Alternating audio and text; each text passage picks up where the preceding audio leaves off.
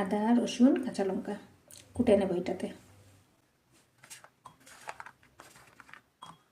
গোটা জিরা আর শুকনো লঙ্কা দিয়ে দেবো এখানে তাহলে। তো এবার আমি এরকম করে পেঁয়াজ কেটে দিয়ে দেবো। বড় বড় করে ক্যাপসিকাম রেখেছি, এই যে এইভাবে টমেটো কেটেছি রাখলি এরকম দিয়ে দেবো।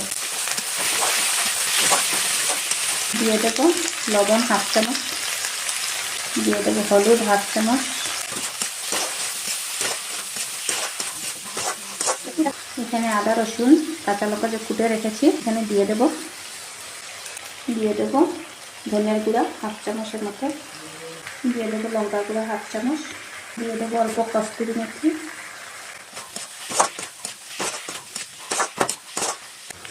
তো এখানে হাফ আলু সিদ্ধ করে রেখেছি, তো এইভাবে আমি কেটেছি।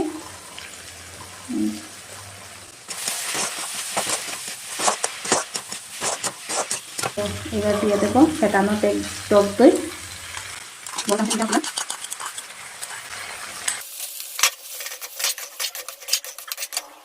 দিয়ে দেবো হাফ চামচের মতো চিনি। এখানে আমি তেঁতুলের পাল্প বের করে রেখেছি, তো ওইটা এবার দিয়ে দেবো। সব দেবো না, হাফ দেবো। এই বাটি দিয়ে আমি এক বাটি নেপে জল দিচ্ছি এখানে।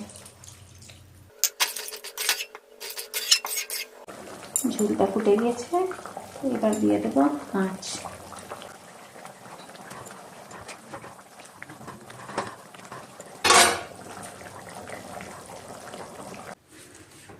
তো আমার রেসিপিটা কীরকম লেগেছে, যদি ভালো লেগে থাকে তো অবশ্যই একটা লাইক করবেন, কমেন্ট করবেন আর শেয়ার করতে ভুলবেন না। আর ইনস্টাগ্রামে আর ফেসবুকেও কিন্তু ফলো করবেন। তো দেখা হচ্ছে নেক্সট ভিডিওতে। টাটা।